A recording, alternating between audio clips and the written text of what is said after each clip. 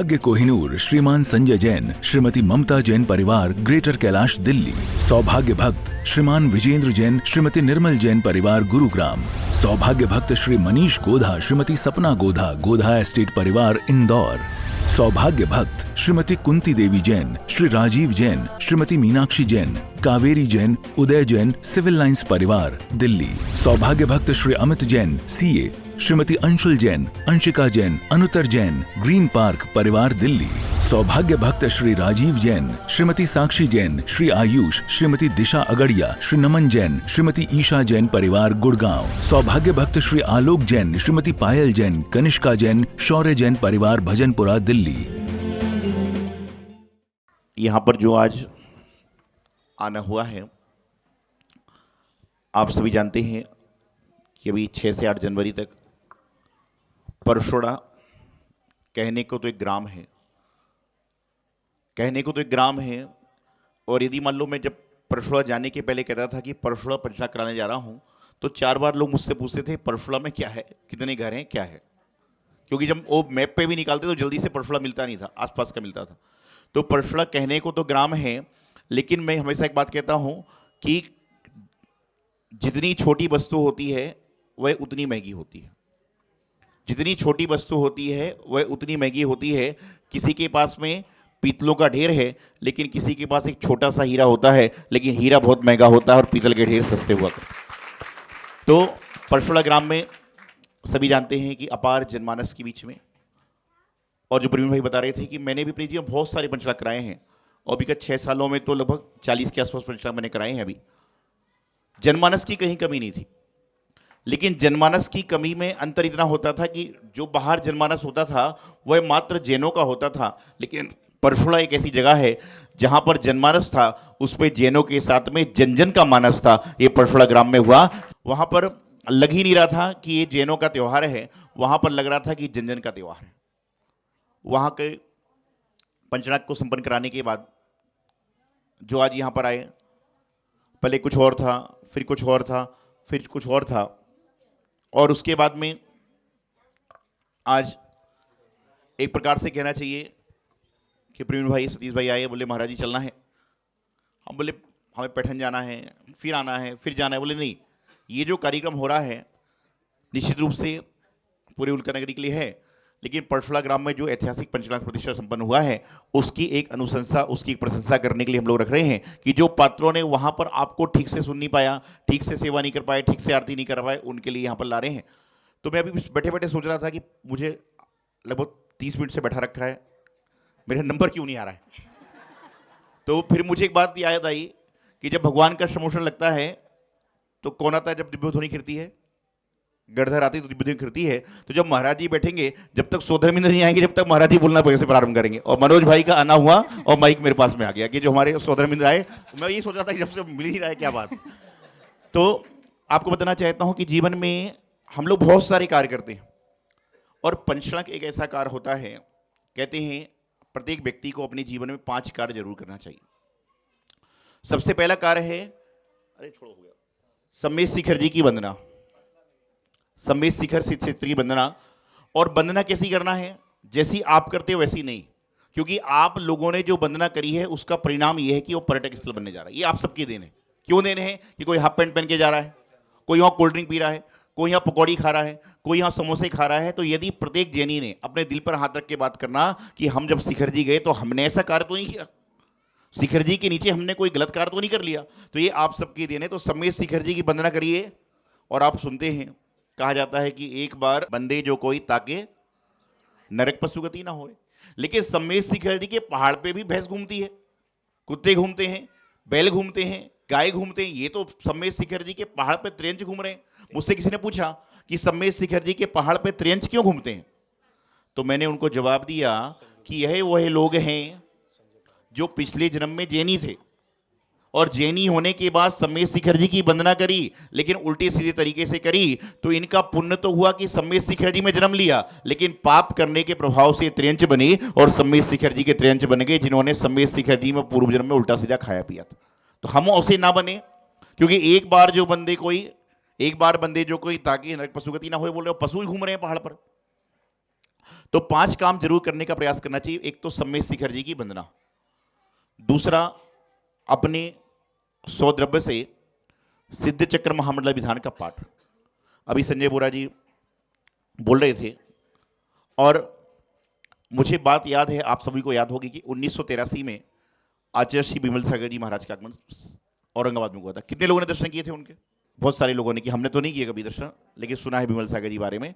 तो इनके जो ससुर जी थे महेंद्र सोनी जी, सभी जानते हैं, काफी धर्मनिष्ठ थे, 2006 से लगातार हमारे संघ की सेवा में रहे। वह महाराज जी के दर्शन करने गए।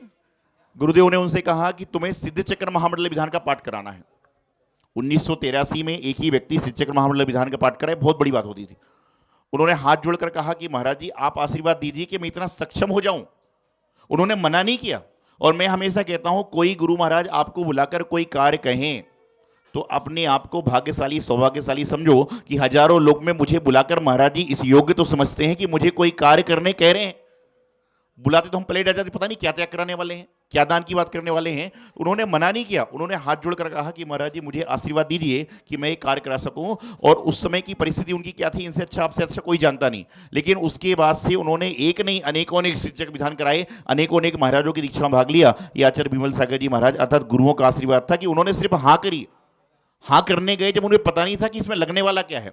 उन्होंने बहुत सारा काम कराया। तो पहला तो सम्मेद शिखर जी की वंदना, दूसरा सिद्ध चक्र महामंडल विधान का पाठ, तीसरा कहते हैं किसी ना किसी निर्ग्रंथ मुनि महाराज को आहार देना, चौथा कभी ना कभी किसी महाराज जी की पिच्छिका को प्राप्त करना और उनको पिच्छिका देना।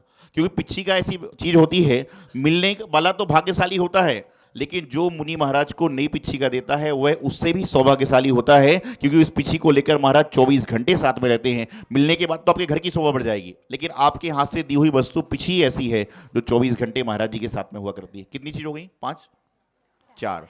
तो क्या बताया कि सम्मेद शिखर जी की वंदना, सिद्ध चक्र महामंडल विधान का पाठ, निर्ग्रंथ गुरुओं को आहार और पिच्छी का आदान प्रदान करना, और 5वां है कभी भी किसी भी पंचला प्रतिष्ठा महोत्सव में सौधर्म इंद्रदानी बनना। ये 5 कार्य कर लिए तो शास्त्र कहता है कि आपके पूरे कार्य संपन्न हो गए। अब आप हिसाब लगाइए कि आपने कितने काम कर लिए। ये काउंटिंग आपको करना है कि आपने कितने। अच्छा, ऐसा कोई व्यक्ति जो 5 काम कर चुका हो? नहीं है। देखिए इतने सारे जनमानस सैकड़ों की तादाद में है लोग, और औरंगाबाद धर्म नगरी की अवसर ही नहीं है और पता भी नहीं था। तो ऐतिहासिक प्रतिष्ठा महोत्सव संपन्न हुआ। और निश्चित रूप से मैं आपको एक बात बताना चाहता हूं कि वहां पर मैंने जो चीज देखी, निश्चित रूप से पिछले 10 साल से चतुर्मास दिल्ली में किए हैं, तो आप समझ सकते हैं कि दिल्ली में मैं कहता था कि सामान चाहिए है तो 10 मिनट में सामान पहुंच जाता था, लेकिन यहाँ पर सामान आना ही मुश्किल है। लेकिन परशुराम में जाने के बाद यह नहीं लगा कि मैं दिल्ली में हूँ कि बंबई में हूँ कि औरंगाबाद में हूँ। वहाँ पर तो ये लगा कि मैं भक्तों के बीच में 24 घंटे हूँ। ये परशुराम ग्राम में जाने के बाद लगा।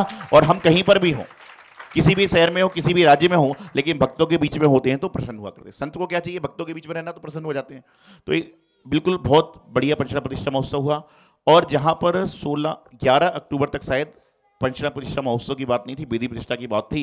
मैं प्रवीण भाई से कई बार कहता हूं कि तुम मेरे कैसे भक्त हो। प्रवीण जी से मैं कई बार कहता था कि तुम मेरे कैसे भक्त हो, सालों से मेरे पास में आ रहे हो, लेकिन तुमने मुझे कभी ये नहीं कहा कि परसों चलना है प्रतिष्ठा कराने।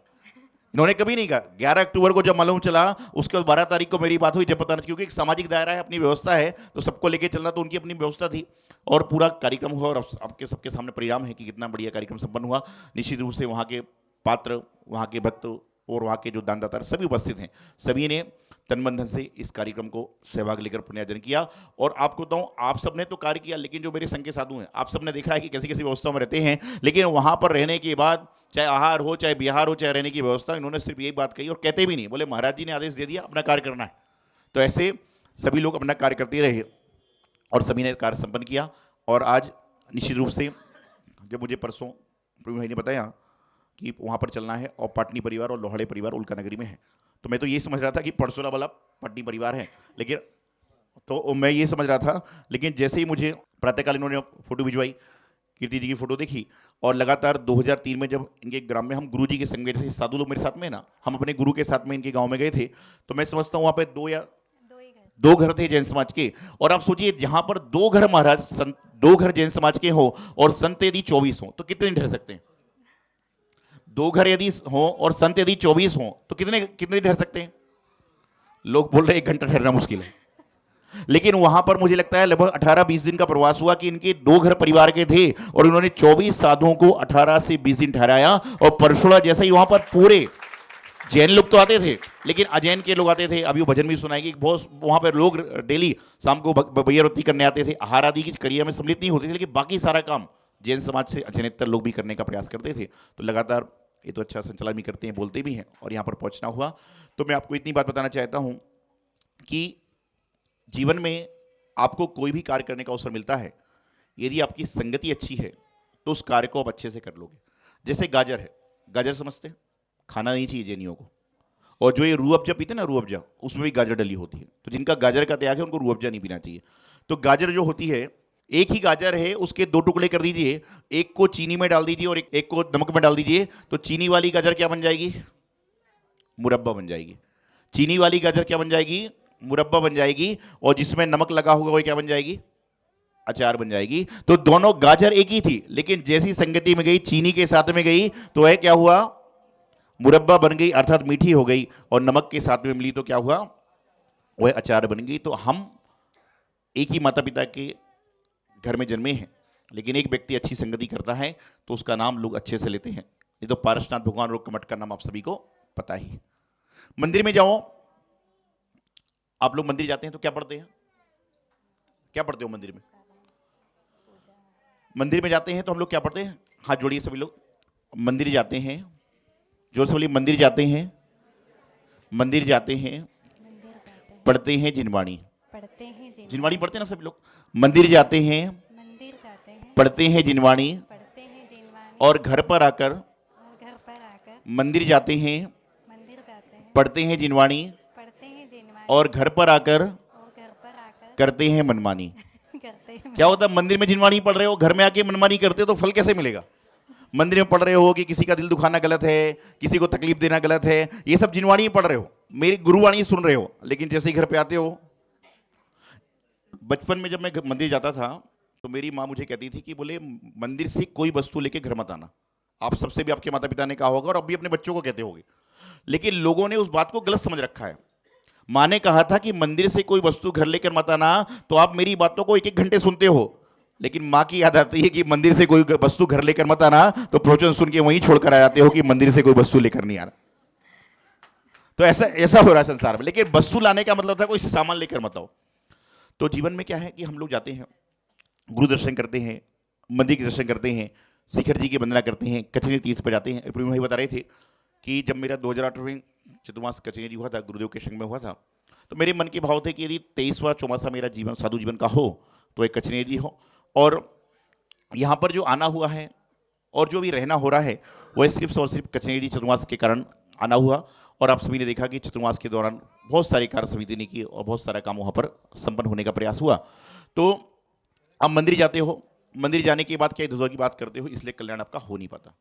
एक बार एक फ्लाइट में बहुत सारे लोग सफ़र कर रहे थे, और जब फ्लाइट में बहुत सारे लोग सफ़र करते हैं, बस में सफ़र करते हैं, ऑटो में सफ़र करते हैं, तो रास्ते में इंसान क्या करे? तो क्या करता है? वो आपस में एक दूसरे से वार्तालाप चालू कर लेता है।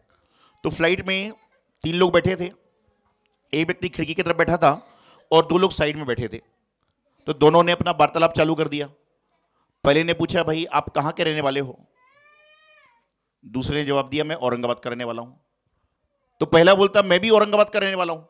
आप सोचिए कि यदि फ्लाइट के अंदर कोई आदमी औरंगाबाद का रहने वाला आपको मिल जाए तो आपको खुशी होती कि नहीं होती? तो उसने पूछा कि औरंगाबाद में आप कहाँ के रहने वाले हो? बोले मैं उल्का नगरी का रहने वाला हूं। उसने कहा, अरे भाई मैं भी उल्का नगरी का रहने वाला हूं। तो और खुशी हो जाती है। दिल्ली आदि शहर में तो लोग आजू बाजू वाले को भी नहीं जानते। तो उसने कहा कि उल्का नगरी में आप कहां पर रहते हो? तो उन्होंने कहा कि मैं तेजस अपार्टमेंट के पास रहता हूं। यहां पे देखा था मैंने रास्ते में, है ना, शीतल तेजस नाम है ना कुछ अपार्टमेंट का। हाँ, तो बोले तेजस अपार्टमेंट के पास रहता हूं। उसने कहा, अरे भाई मैं भी तेजस अपार्टमेंट के पास रहता हूं। औरंगाबाद में रह रहे हैं, उल्का नगरी में रह रहे, तेजस अपार्टमेंट के पास रह रहे। उसने कहा कि आप कौन से नंबर के बंगले में रहते हो? बोले मैं 9 नंबर के बंगले में रहता हूं। उसने कहा, अरे भाई मैं भी 9 नंबर के बंगले में रहता हूं, 9 नंबर की बिल्डिंग में रहता हूं।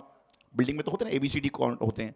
बोले 9 नंबर की बिल्डिंग में तुम कौन से उसमें माले में रहते हो? बोले मैं सी नंबर के ब्लॉक में रहता हूं। अरे उसने कहा भाई मैं भी सी नंबर के ब्लॉक में रहता हूं। तो जब दोनों बोल रहे थे तो उन्हें पड़ोसी जो सुन रहा था उससे रहा नहीं गया। बोले भाई साहब रुक जाइए, आगे मत बोलिए। बोले बोलो क्या बात है? बोले तुम औरंगाबाद में रहते हो, उल्का नगरी रहते हो, तेजस अपार्टमेंट में रहते हो, 9 नंबर की बिल्डिंग में रहते हो, सी ब्लॉक में रहते हो, तो भी एक दूसरे को नहीं जानते? तो दोनों चिल्ला कर बोले कौन कहता है कि हम एक दूसरे को नहीं जानते, हम दोनों तो बाप बेटे हैं। क्या कहा? कौन कहता है कि हम एक दूसरे को नहीं जानते, हम दोनों तो बाप बेटे हैं। तो बोले कर क्या रहे थे? बोले सफर का समय पास करना है तो समय पास कर रहे थे। तो ऐसे ही हो रहा है, हम लोग क्या कर रहे हैं, समय पास करने के चक्कर में अपना जीवन को यूं ही बिताए जा रहे हैं और हमारा जीवन यूं ही निकला जा रहा है। तो यहाँ पर आज निश्चित रूप से समय की कमी आगे पैठन जाना है शनिवार श्रमोत्सव को, क्योंकि यहाँ पर आज का विश्राम और कल की चर्या भी होना थी, लेकिन कुछ कर का मामला महाराष्ट्र में होता है तो अरिंदनगर में कुछ कार्यक्रम थे, तो इसलिए उस कार्यक्रम को कैंसिल करके ये प्रोग्राम बना। और ये प्रेम भाई की पूरे लोहाड़े परिवार की भक्ति है, जो मतलब नहीं आना था लेकिन इनकी भक्ति थी, जो मुझे यहाँ पर वापस खींच लाई कि एक दिन को आए तो 2 दिन को हूँ, 16 तारीख को आया हूँ, 17 को जा रहा हूँ, तो 2 दिन तो वैसे ही हो रहे हैं सारे, तो आए तो हैं और नहीं आने वाली चीज़ भी हो गई। तो निश्चित रूप से पूरे परशुराम में पाटनी परिवार, लोहाड़े परिवार और जितने ये पात्र हैं सभी लोग बधाई के पात्र हैं कि जिन्होंने इतना सुंदर आयोजन वहाँ पर किया। और सुंदर आयोजन के साथ आपको बताऊँ कि इतनी हजारों लोग आए वहाँ पर और हजारों लोग आए, लेकिन एक प्रसन्नता की बात है कि उसमें एक भी व्यक्ति को सिर दर्द की पेंजोन की टेबलेट नहीं लेना पड़ी, क्योंकि वहां पर भगवान पारसनाथ का आशीर्वाद ऐसा था, गुरुदेवाचार्य सिद्धांत सागर जी महाराज का आशीर्वाद था। नहीं तो वहां पर ठंडी भी थी, गर्मी भी थी, सब कुछ थी, लेकिन कोई भी आदमी चक्कर खा के नहीं गिरा। क्यों? क्योंकि वहां पर भगवान की भक्ति हो रही थी, और जहां पर भक्ति होती है, जहां भक्ति रूपी औषधि होती है, वहां कोई औषधि की जरूरत नहीं पड़ती। सौभाग्य कोहिनूर श्रीमान संजय जैन, श्रीमती ममता जैन परिवार, ग्रेटर कैलाश दिल्ली। सौभाग्य भक्त श्रीमान विजेंद्र जैन, श्रीमती निर्मल जैन परिवार, गुरुग्राम। सौभाग्य भक्त श्री मनीष गोधा, श्रीमती सपना गोधा, गोधा एस्टेट परिवार, इंदौर। सौभाग्य भक्त श्रीमती कुंती देवी जैन, श्री राजीव जैन, श्रीमती मीनाक्षी जैन, कावेरी जैन, उदय जैन, सिविल लाइंस परिवार, दिल्ली। सौभाग्य भक्त Shri Amit Jain, CA, Shrimati Anshul Jain, Anshika Jain, Anuttar Jain, green park परिवार, दिल्ली। सौभाग्य भक्त श्री राजीव जैन, श्रीमती साक्षी जैन, श्री आयुष, श्रीमती दिशा अगड़िया, श्री नमन जैन, श्रीमती ईशा जैन परिवार, गुड़गांव। सौभाग्य भक्त श्री आलोक जैन, श्रीमती पायल जैन, कनिष्का जैन, शौर्य जैन परिवार, भजनपुरा, दिल्ली।